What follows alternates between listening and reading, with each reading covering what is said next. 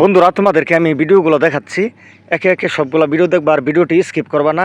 আর আমার কথাগুলো শেষ পর্যন্ত শুনে যাবা যে আমি কি বলি। এখন ভিডিওগুলো তোমাকে দেখাচ্ছি কিভাবে ভাইরাল হয়েছে, এই স্কিপগুলো দেখাইতেছে।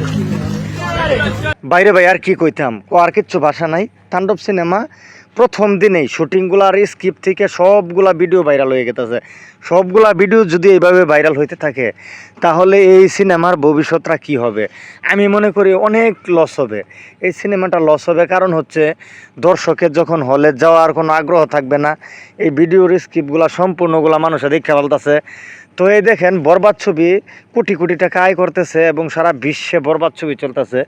বরবাদ ছবি রিলিজ হওয়ার আগে কিন্তু কোনো শুটিংয়ের কোনো ভাইরাল হয় নাই, কিন্তু এই তাণ্ডব ছবি কেন ভাইরাল হচ্ছে? এটা অবশ্যই আমি বলবো সাকিবের মানে একটা ষড়যন্ত্র হচ্ছে সাকিব খানকে নিয়ে এবং প্রযোজককে নিয়ে। কারণ না হলে এগুলো ভাইরাল হয় কিভাবে? এখন দর্শকে যেভাবে মিডিয়াতে ভাইরাল করতেছে সম্পূর্ণ স্কিপ, যতগুলা রাজবাড়িতে শুটিং হচ্ছে, পটিয়া রাজবাড়িতে সবগুলা কিন্তু ভাইরাল করে দিচ্ছে। তো আমি ছোট মানুষ, ছোট মাথা, তো আমার ভিডিওটি কেমন লাগলো আপনারা জানাবেন। এইভাবে যদি ভাইরাল হইতে থাকে তাহলে আশা করি একবারে শেষ, মানে ছবির একবারে ডাউন হইতে মানে সময় লাগতো না ভাই। ঠিক আছে, ধন্যবাদ। চ্যানেলটি সাবস্ক্রাইব করে দিবেন।